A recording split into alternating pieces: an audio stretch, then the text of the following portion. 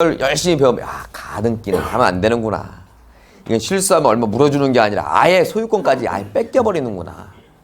그럼 이제 여러분의 행동은 어떻게 돼요? 이제 가등기는 없애는 거죠. 내 머릿속에 지워버리고. 다음에 또 가처분 배우, 가처분도. 다음에 또 다 없애버리면 또 이제 나머지 90% 가는 경매 시장에 여러분들이 앉아 있을 겁니다.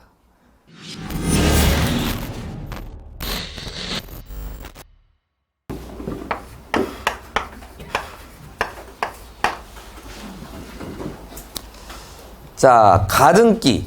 가등기는 종류가 두 개예요. 두 개. 근데 지금 뜸들이는 이유가 뭐예요?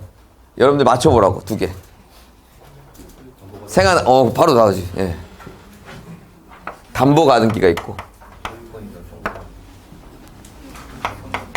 소유권, 이전, 청구권, 가등기가 있어요. 자, 담보 가등기와 소유권 이전 청구권 가등기가 있습니다. 자, 지금부터 여러분들 두 개라니까 헷갈리니까 하나를 빼겠습니다. 뺍니다. 왜 뺄까요, 제가? 이거 찍어보세요. 여러분, 담보 가등기 어디서 들어보셨나요?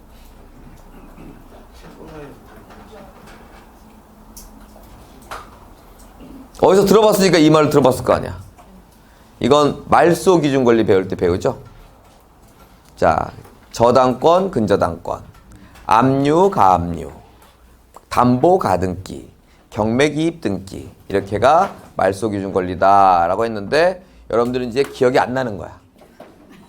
왜 기억이 안 나냐? 일단 잊어먹었어. 그런데 거기에 그 도움을 드렸던 게 누구냐? 저예요. 뭐라 그랬냐면 잊어먹어도 된다 이랬어요. 그런 것도 말 엄청 잘 들으셔. 자, 잊어먹어도 돼요. 왜? 안 나와요. 안 나옵니다. 여러분들 그 민법에 물권법에 처음 보면 저당권이라는 게 나와요. 네. 저당권 경매지에서 한 번이라도 봤다. 너 눈치가 없는 것 같죠? 네. 저당권은 그렇게 첫 번째 나오는 물건인데도 불구하고 실무에는 사용하지 않아요. 그거랑 유사하다고 생각하시면 돼요. 자, 저당권 설명도 많을 텐데 이렇게 쉽게 해볼게요. 내가 여러분들한테 1억을 빌려 쓰려고 해요. 그러면 저한테 제 등기에 저당권을 걸면 1억밖에 못 걸어. 근데 근저당권은 이자까지 같이 걸죠. 그러니까 돈을 빌려준 중에서는 저당권을 할 이유가 전혀 없는 거예요. 이 담보가등기가 마치 저당권 같은 경우야. 그러니까 저당권도 안 쓰니까 담보가등기도 쓸 일이 없겠죠. 따라서 이거보다 윗단계가 뭐예요? 이런 예거란 말이야. 그래서 돈을 빌려줄 땐 죄다 이걸 사용하는 거예요. 그러다 보니까 말소기준 권리도 잊어먹으래요. 그런 거고. 지금 앞으로 여러분들이 가등기 강의를 들으면 담보가등기는 생각할 필요가 없고, 만약에 100에 하나 1000에 하나 나오고 저당권이 나오든 담보가등기가 나와도 말소기준 권리는 100개가 있든 1000개가 있든 다 말소되죠? 그러니까 신경을 쓸 필요가 없는 겁니다. 우리는 가등기, 즉 가등기라고 제가 부르면 소유권 이전 청구권 가등기만을 얘기하는 겁니다. 그럼 여기서 하나 더 추가합니다. 앞으로 제가 가등기 그러면 후순위 소유권 이전 청구권 가등기는 언급하지 않습니다. 왜? 무조건 없어집니다.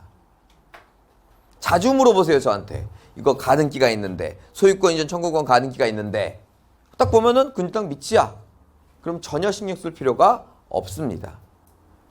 추가하자면 제가 가등기 그러면 거기 속에 숨어 있는 건 두 가지 내용이 있습니다. 첫 번째는 담보 가등기가 아닌 소유권 이전 청구권 가등기란 말이고요.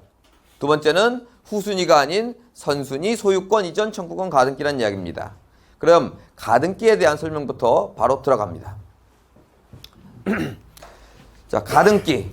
지금 선순위 소유권 이전 청구권 가등기죠? 결론부터 드리자면 인수입니다. 자,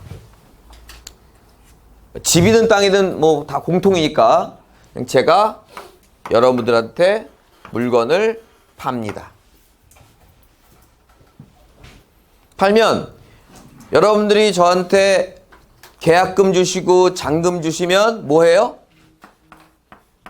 등기하면 여러분 걸로 넘어갑니다. 맞죠? 그런데 뭐 얘가 그랬든 뭔가 그렇든 그냥 사유를 그냥 만들어 볼게요. 제가 등기가 넘어갈 수 없는 상황이거나 아니면 넘겨주기 싫은 상황이에요. A를 볼까요? 내가 6개월만 지나면 비과세야. 그런데 마침 작자가 나타났어. B라는 작자가. 근데 지금 등기를 다 해버리면 내가 양도세를 내야 되는 거고 6개월 후에 등기를 하면 난 비과세야. 그럼 나에 의해서 좀 등기를 미룰 수가 있겠죠? 근데 그거는 전적으로 나의 입장이잖아. 여러분은 싫잖아. 잔금 다 받는데, 다 주는데 뭐 계약금만 주고 6개월 후에 잔금 주면 문제가 없어요. 근데 뭔가 내가 원하는 거지. 그럼 여러분들은 불안해하실 겁니다. 그죠? 또 반대로 계약금 주고 6개월 한다면 내가 계약 안 해버릴 수도 있고. 그래서 지금 배우는 이런 것들이 나오는 거예요. 옛날에 가장 많이 썼던 거, 여러분들한테 많은 메시지를 전달해 드릴 테니까 이 B의 입장으로 가볼게요.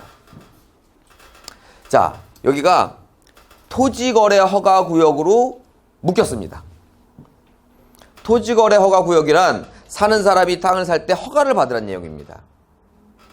그 왜 그렇게 만들어 놨을까요? 여기는 투기가 우려되는 지역이다 보니까 실수요자 등만 여기를 사라 이런 겁니다. 근데 뭐 토지거래 허가는 우리 경매하는 사람들한테는 크게 지장을 주지 않죠. 경매는 토지거래 매각 허가 결정이 토지거래 허가를 준한다고 보시면 됩니다. 그래서 관계는 없는데 지금 그 얘기를 하는 게 아니에요.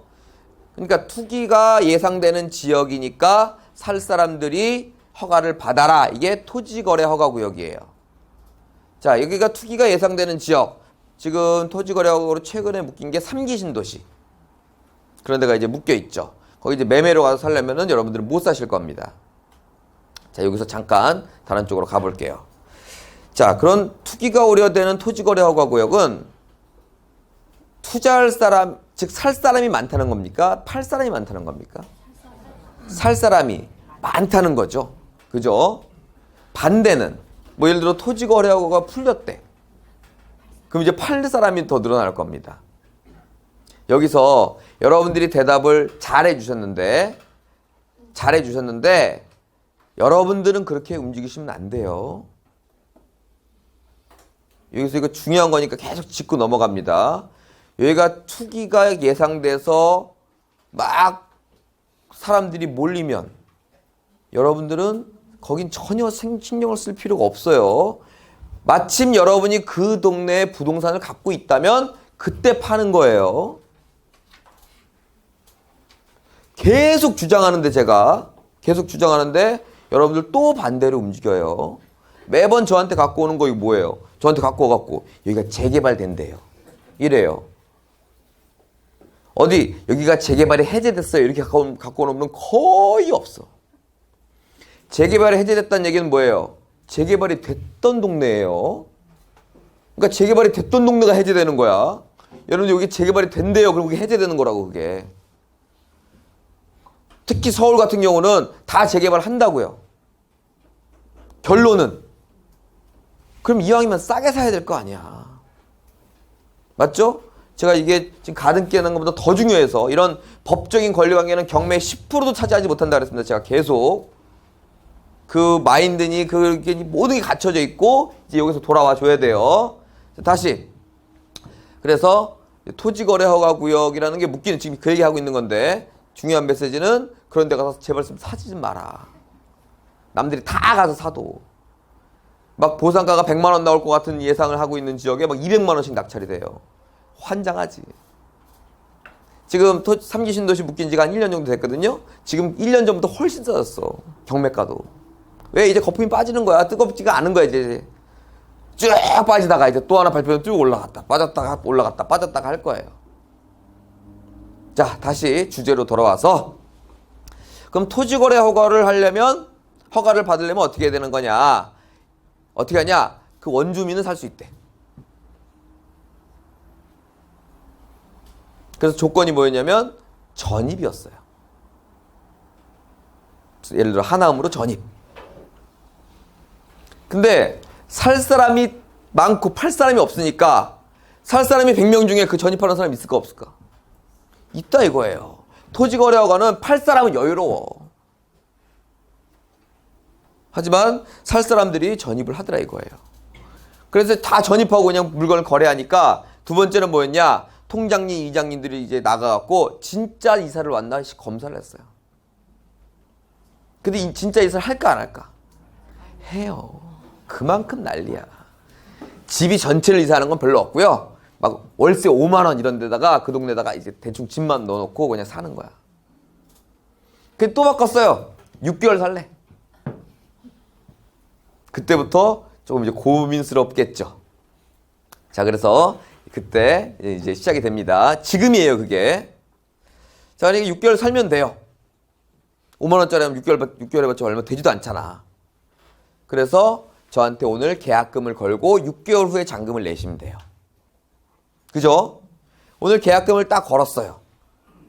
그리고 이제 나 이제 6개월만 여기 잘 왔다 갔다 하면서 기다리면 되겠거니 했어요. 근데 이론적으로는 분명히 그게 맞는데 토지거래허가 투기과열지구 이거 뭡니까? 계속 살아온 사람이 몰린다는 거 아닙니까? 내가 가만히 있는데 내가 파는 사람인데 계속 찔러. 더 준다. 그러니까 그런 사람이 돼야 된다고 나중에는 여러분들이 더 준다. 마침 6개월을 변집하는 사람이 있다. 그러니까 나중에 6개월이 되면 여러분한테 소유권이 넘어갈 확률이 굉장히 저조하더라 이겁니다. 이 방법은 안 되겠다. 아무래도 살 사람이 급하니까 팔 사람한테 맞춰줘야 되겠다. 이렇게 된 거예요. 그러니까 어떻게 했냐? 오늘 계약금과 잔금을 다 주는 거야. 오늘 전입하면서. 그리고 계약서에 특약으로 6개월 후에 토지거래가 완성이 되면 그때 넘겨주세요. 이렇게 된 거야. 그럼 확실하죠? 근데 확실한 것 같은데 한 달, 두 달 지나니까 이게 슬슬 불안해. 여러분들이. 왜? 돈은 다 갔는데 소유권이 넘어오질 않는 거야. 그러다가 열에 한 명, 한두 명? 자, 계약금 건 상태에서 내가 딴 사람한테 파는 건 전혀 문제가 되지 않아요. 근데 잔금까지 다 받고 또 어떻게 갑자기 돈이 필요하고 이런 사람이 있다면 한두 명씩 나쁜 짓을 하는 거야. 자, 이제 그게 어떻게 되는 거냐면 등기를 넘겨줘야 되는데 안 넘겨주니까 내가 이렇게 파는 거지. 왜? 등기상에는 B는 전혀 나오지 않죠. 그렇잖아요. 계약서만 갖고 있는 거잖아. C는 알 수가 없죠. 나 6개월 됐다 하면 이제 난리가 나 있는 거예요, 여기가. C만 팔어? C가 D도 팔고, D가 E를 팔고, 뭐 좀 과하게 가정하자면 이렇게 되는 겁니다. 그래서 계약금을 먼저 주고 6개월을 기다리자니까 계약 성사가 안 되고 잔금까지 다 줘버리니까 그 극소수긴 하지만 그런 사고가 터지더라 이거예요. 그래서 거기에 법조인이 등장합니다. 등장하더니 그러지 말고 아직 등기는 하지 않은 요거를 하자. 이건 네가 요건만 맞추면 네가 스스로 등기도 할 수 있다. 이렇게 된 거예요. 그러니까 이제 6개월이 지나면 등기에서 가짜를 싹 빼버리면 여러분께 되는 겁니다. 쉽게 설명드릴까요? 그냥 여러분 거라고. 자, 됐죠? 그 다음 단계에서 제가 이렇게 팝니다. 그럼 C는 B라는 거 알았어요? 몰랐어요? 이제는 알았죠? 아까는 계약서밖에 없었으니까 무조건 몰랐겠지만 지금은 알죠? 뭐 E도 팔고 C도 Z까지 다 팔았다고 칠게. 근데 얘는 얘 거잖아. 얘가 본등기하면 다 사라집니다. 자, 아직 경매 얘기는 나오지 않았죠? 이게 가등기라는 의미를 여러분들한테 쉽게 설명드린 겁니다. 뭐 가정을 뭐 양도세 얘기도 하고 토지거래허가도 얘기했지만 이런 게 가등기다. 그럼 경매 얘기를 해볼까요? 자, A가 돈을 빌려 쓰더라 이겁니다. 이 가등기권 근저당권자 B 거라는 거 알아요? 몰라요? 알죠? 즉 순위로 따지면 얘가 1순위 그리고 얘가 2순위죠? 그리고 누군가가 낙찰이 되겠죠? 이 낙찰자가 바로 누구예요? C예요. 아까 그 C. 또 팔 수도 있겠죠? 계속 팔어. 근데 가등기가 이제 요건이 돼갖고 본등기하면 다 없어지는 겁니다. 그래서 일반 우리가 인수한다, 뭐 물어준다 이런 정도가 아니라 가등기는 소유권 자체를 상실합니다. 그래서 굉장히 무시무시하다. 인수라는 게. 자, 이게 경매를 하는 대부분이 아는 가등기의 내용입니다. 도움이 되나요? 네. 이런 걸 이제 도움되면 안 됩니다.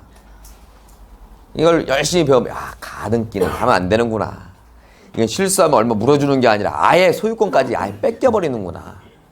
그럼 이제 여러분의 행동은 어떻게 돼요? 이제 가등기는 없애는 거죠. 내 머릿속에 지워버리고. 다음에 또 가처분 배우, 가처분도. 다음에 또 다 없애버리면 또 이제 나머지 90% 가는 경매 시장에 여러분들이 앉아있을 겁니다. 그래서 그 다음 단계들을 반드시 아셔야 됩니다. 이거를 안다는 건 아예 모르는 거랑 똑같습니다. 그래서 우리는 뭔가 행동을 하기 위해서 행동을 해야 뭐가 되겠죠? 행동이라는 건 처음에는 뭐 실천으로 시작해서 나중에 이제 도전으로 좀 멋있게 이제 바뀌어야겠죠. 아무것도 하지 않으면 아무 변화도 없으니까.